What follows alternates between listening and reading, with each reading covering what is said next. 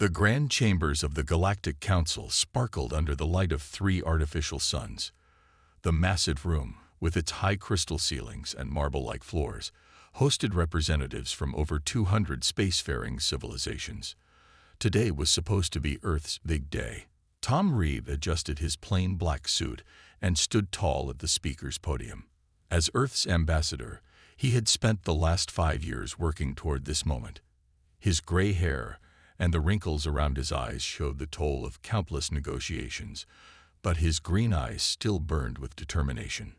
"Honorable members of the Council," Tom began, his voice steady and clear.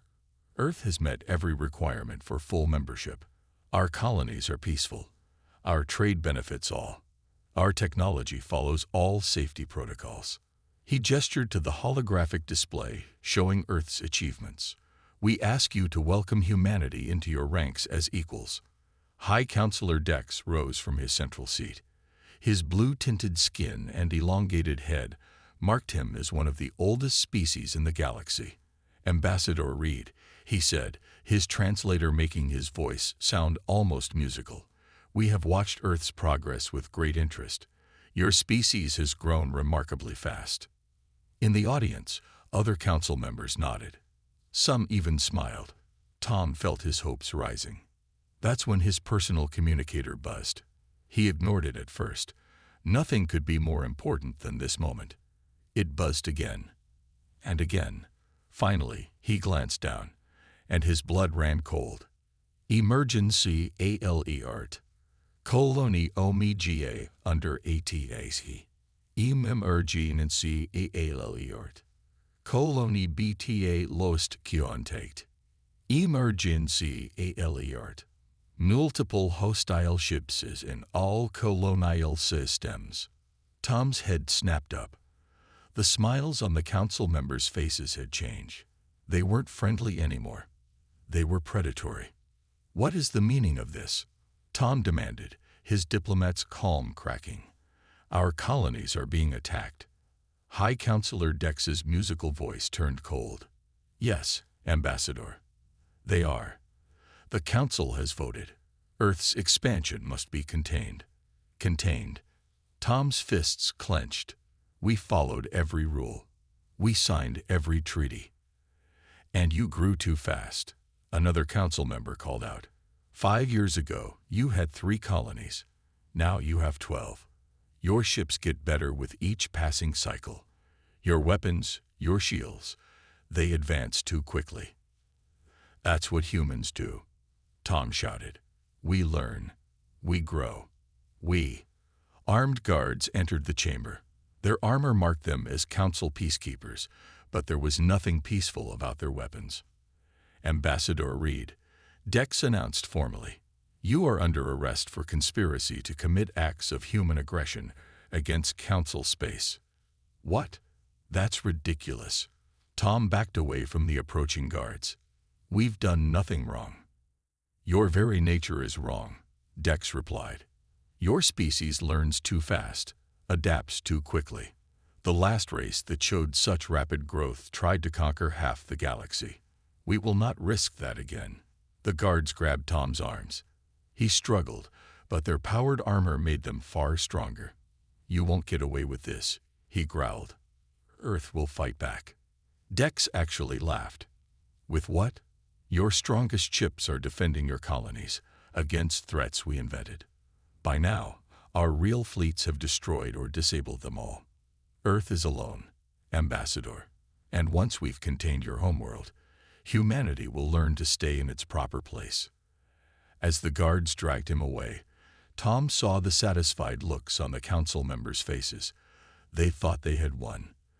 They thought they had been clever. But Tom knew something they didn't, something that made him smile despite his situation. These aliens had only seen humanity's peaceful side. They had never seen what humans could do when backed into a corner. They had never studied Earth's history of warfare, of resistance, of sheer bloody-minded determination to survive. Yes, Earth would fight back, but not in the way these aliens expected. When humanity got their revenge, it would shock the entire galaxy. The guards pushed Tom into a cell. The force field hummed to life, trapping him inside. But even as the Council celebrated their victory, they had made three huge mistakes. They had underestimated humanity's creativity. They had given Earth a reason to unleash its full technological potential. And worst of all, they had left humans alive to seek revenge. Military Commander Jane Stone stood in Earth's Defense Command Center, her face lit by the red emergency lights. The massive screen in front of her showed dozens of colony distress signals going dark one by one. Her short gray hair and weathered face reflected in the glass as she watched humanity's outer settlements fall. "Status report," she ordered, her voice tight with controlled anger. "It's bad, Commander," Lieutenant Ross replied from his station. "Colony Omega's defense fleet is completely destroyed. Beta and Gamma are overrun. The Council ships, they knew all our weaknesses. They hit exactly where our shields were weakest." Jane's brown eyes narrowed. Of course they did. All those safety inspections, all those technical reviews they demanded. They weren't checking for compliance. They were mapping our defenses. The room fell silent as this reality sank in. Years of supposed cooperation had just been revealed as an elaborate trap. "Delta Colony is reporting massive civilian casualties," another officer called out. "Their hospital stations were hit first. The Council, they're not even trying to take prisoners." Jane's hands gripped the command rail until her knuckles turned white. On the screen, more red dots appeared, showing Council warships entering the solar system. "What about our main fleet?" she asked. "Scattered or destroyed, Commander. The Council attacks hit their supply lines first. Most ships are stranded without fuel or ammunition." A message flashed across the main screen, a broadcast from the Galactic Council. High Counselor Dex's face appeared, his blue skin almost glowing as he spoke. "People of Earth," he began, his tone falsely gentle. "Your species has forced us to take these measures. Your aggressive expansion and unchecked technological growth threaten the stability of our galaxy. Surrender now, and we will allow you to keep your homeworld under our supervision." Jane hit the button to cut off the transmission. "Send emergency code Alpha to all remaining ships. Fall back to Earth. We make our stand here." "Commander," Lieutenant Ross said quietly, "even if we gather all our remaining forces, we can't win. Their ships outnumber us 10 to 1. Jane walked to the center of the room, where a hologram showed Earth's remaining defenses. "We don't need to win," she said. "We just need to survive. Humanity is good at that." She turned to face her crew. "Send a message to all colonies still in contact. Initiate Protocol Dark Winter."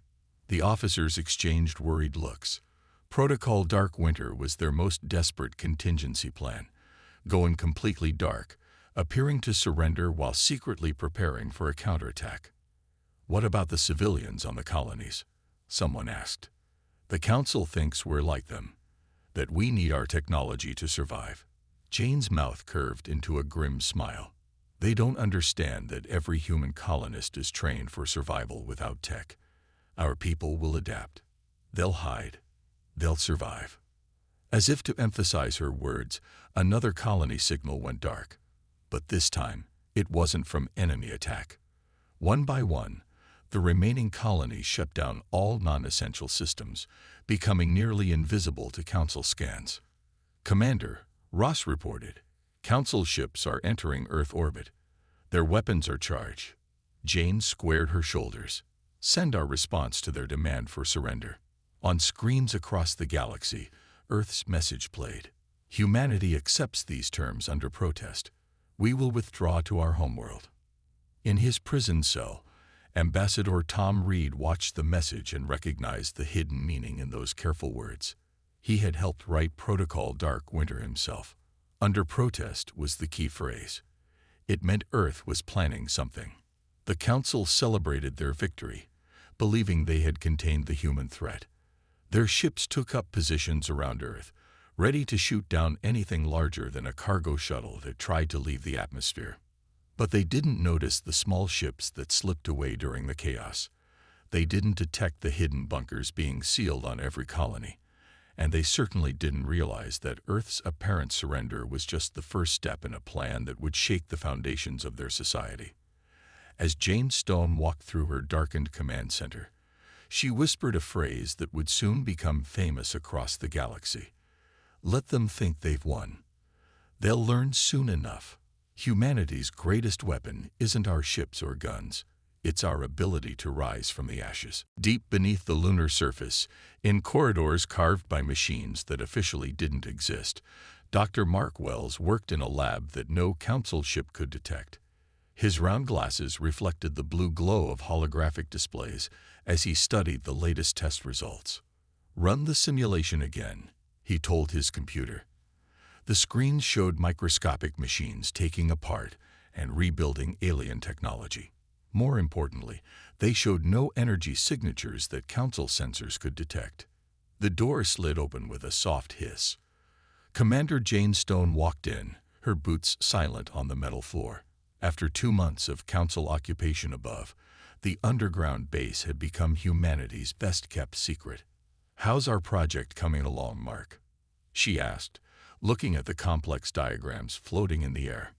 Better than the council could imagine. He smiled and adjusted his glasses. Did you know their ships use the same basic computer language for everything?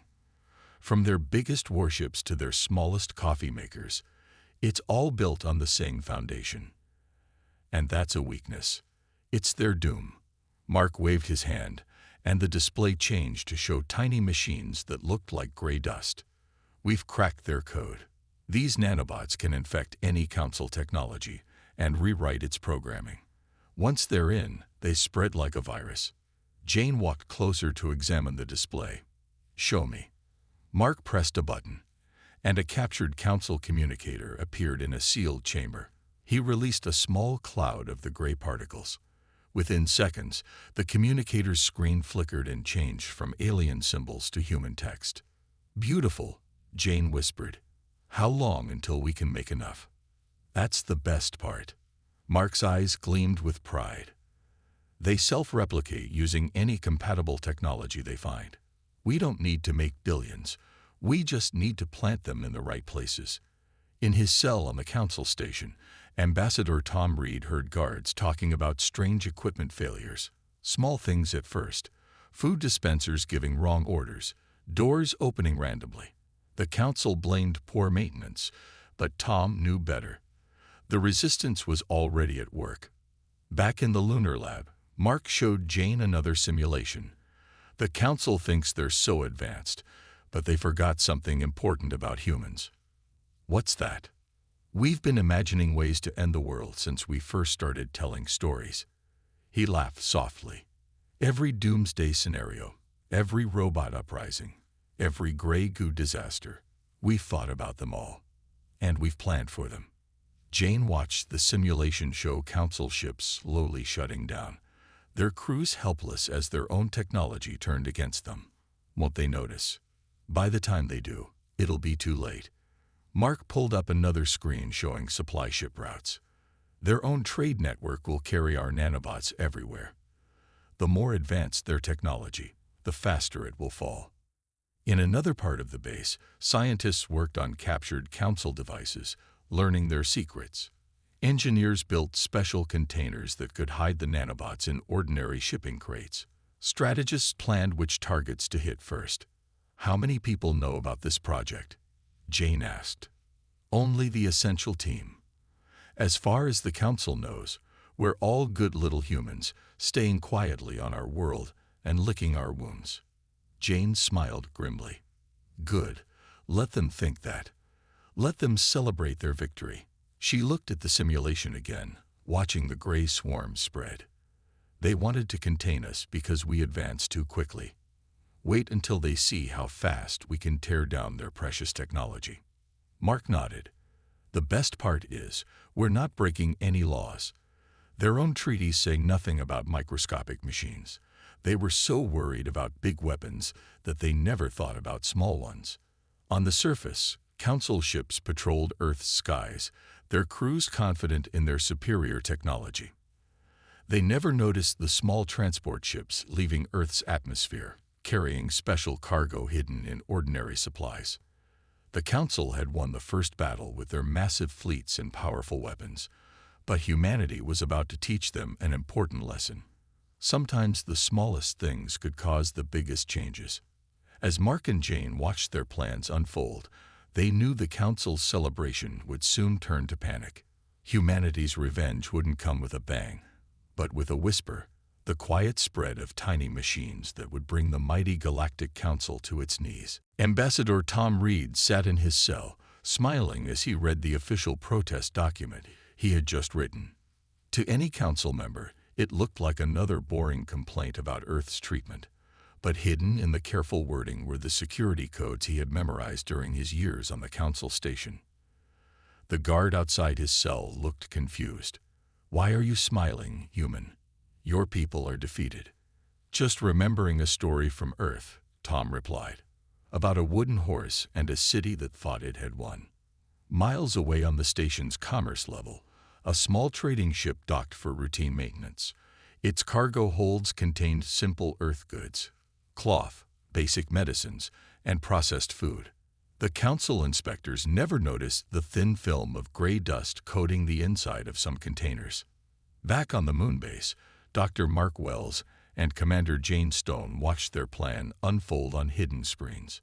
"First batch of nanobots successfully delivered," Mark reported. "They're already spreading through the station's maintenance systems."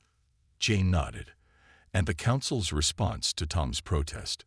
They laughed and filed it in their central database, exactly where we wanted it. "Those security codes will help our nanobots spread faster through their network." On the screens, tiny dots of light showed where their microscopic warriors had already taken hold. The council's mighty station was being invaded, not by soldiers or ships, but by machines smaller than dust. "Show me the progress," Jane ordered. Mark brought up a new display. "The Gray Swarm has already infected 30% of the station's basic systems. They're focusing on non-critical areas first: cleaning robots, food dispensers, entertainment units. Things nobody pays much attention to." "Perfect." Jane smiled. "How long until they reach the important systems?" "A few more days. The nanobots are being careful, making small changes that look like normal glitches. By the time anyone realizes something is wrong, it'll be too late." In his cell, Tom noticed more small problems around the station. Door controls responded slowly. Communications had strange delays. The artificial gravity flickered briefly in some sections. The council engineers looked increasingly worried.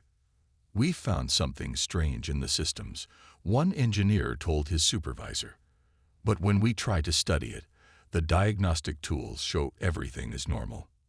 "Run a full security scan," the supervisor ordered. We did, 3 times. "The computers say everything is perfect, but things keep changing."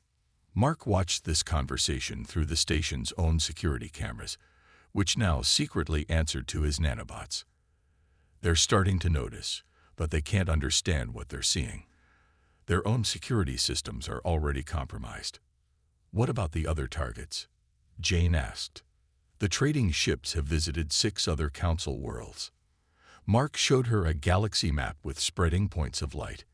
Each one carried a small amount of the Gray Swarm. By now, they've infected thousands of systems. He zoomed in on one council world. "Look at their capital city. Their automated transport system now runs on our code. Their communications network is ours. Even their home security systems belong to us. And they have no idea." Jane watched the infection spreading.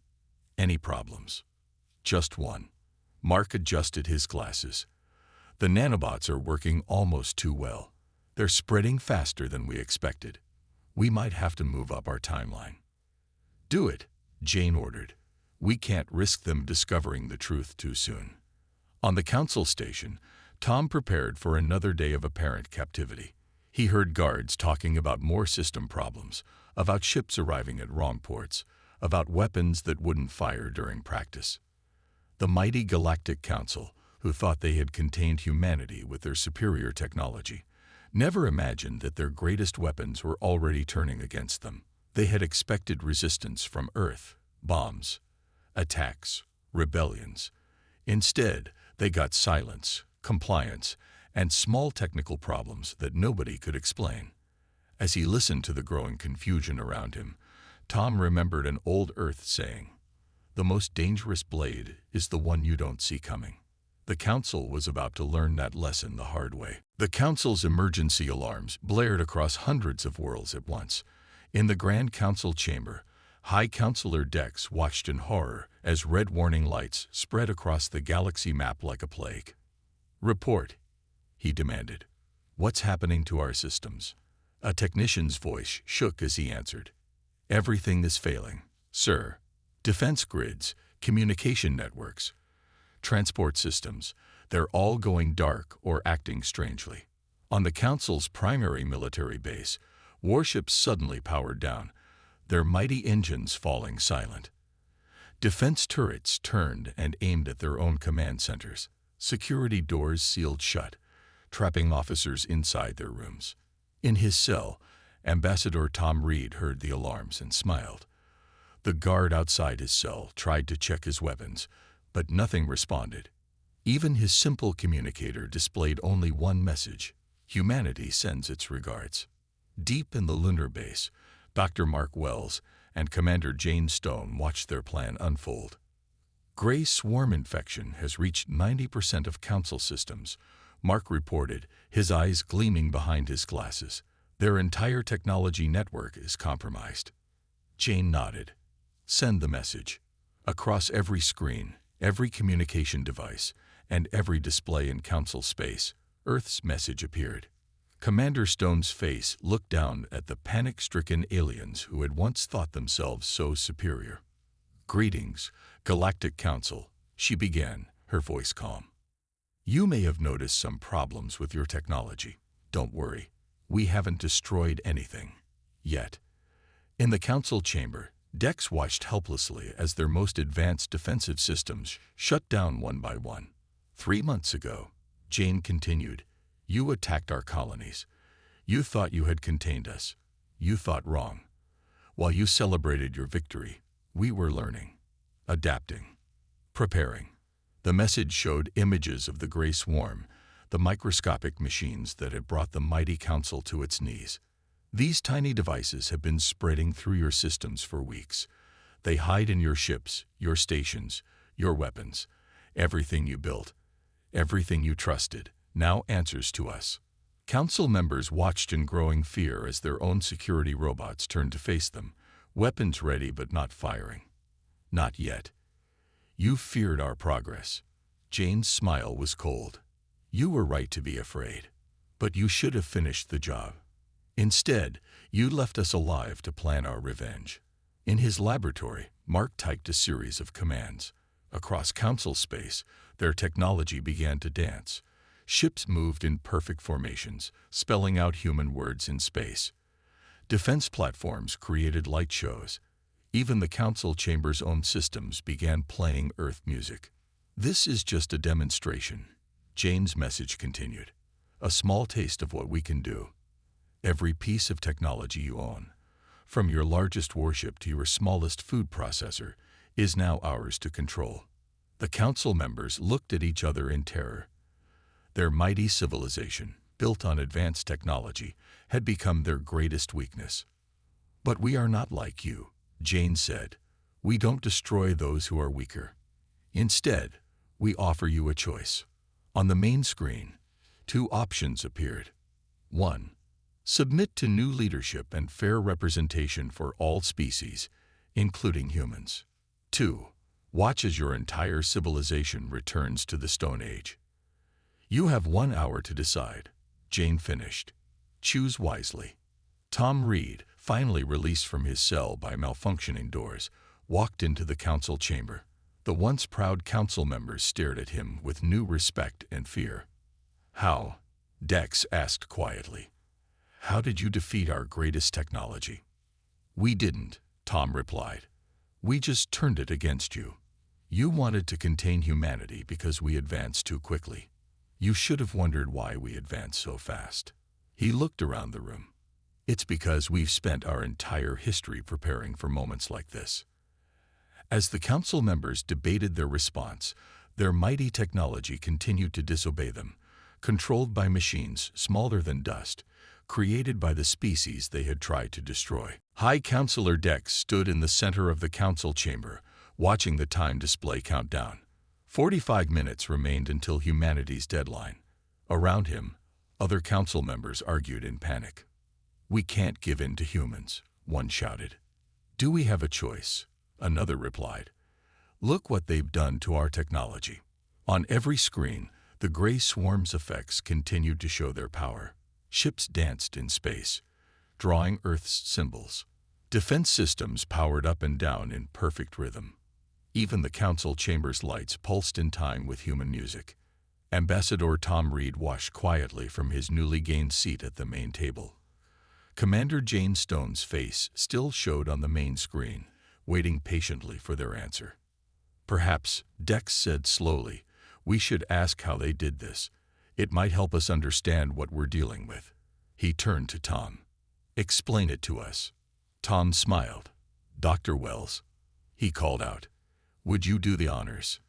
The screen split, showing Mark's face alongside Jane's. The scientist adjusted his glasses and began explaining. "Your greatest mistake," Mark said, "was thinking technology alone makes a civilization advanced. You looked at our ships, our weapons, our shields, but you never looked at our stories." "Stories?" Dex asked, confused. "Humans have been imagining ways technology could go wrong for centuries," Mark continued. "We write about robots turning against their creators, about tiny machines that could eat entire worlds, about computer viruses that could think for themselves." He pressed a button, showing diagrams of the gray swarm. "Everything you feared about us. We feared it first. Every disaster you thought we might cause. We'd already thought about how to prevent it, or cause it, if we needed to." The council members watched in growing understanding as Mark showed how their own technology had betrayed them. "Your systems were advanced, yes," he said, "but they were all built the same way, all connected, all sharing the same basic code. You never thought about making them different because you never imagined they could be turned against you." "But we checked Earth's technology level," one council member protested. "You couldn't have built something this advanced." Tom laughed. "You checked what we showed you. Our ships, our visible tech, all carefully designed to look just advanced enough to join your council, but not advanced enough to scare you. The real work happened in hidden labs, in secret facilities, in places your scans never reached." Jane spoke up again. "You attacked us because you feared how quickly we advance, but you never asked why we advance so quickly." Her eyes were hard. "It's because we've spent our entire history preparing for threats, planning for disasters, imagining every possible way things could go wrong, and figuring out how to survive them." 30 minutes, the time display chimed. Dex looked around the chamber. Every piece of technology they relied on, everything that made their civilization great, was now under human control. Their mighty warships were just pretty decorations in space. Their fearsome weapons wouldn't fire without human permission. "The gray swarm," Mark added, "isn't just a weapon. It's evolution. Each generation of nanobots learns, adapts, becomes harder to detect or stop. Even if you found some way to fight them, they'd change before you could use it." 20 minutes, the display announced. Tom stood up. "The choice is simple, really. Accept that humanity deserves a real place in the galaxy, as equals, or watch everything you've built become useless. And remember," he smiled grimly, "we're very good at surviving without advanced technology. Are you?" The council members looked at their useless devices, at their helpless ships, at their silent weapons. Everything they had used to feel superior now proved their greatest weakness. 10 minutes, the display said. Dex walked to the center of the room. He looked at the faces on the screen. Jane's stern command, Mark's quiet confidence, and finally at Tom's patient waiting.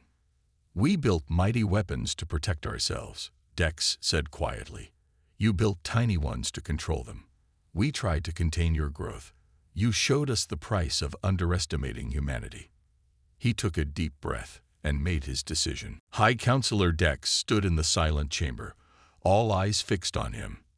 The countdown showed 5 minutes remaining. He looked at the faces of Commander Jane Stone and Dr. Mark Wells on the screen, then at Ambassador Tom Reed standing before him.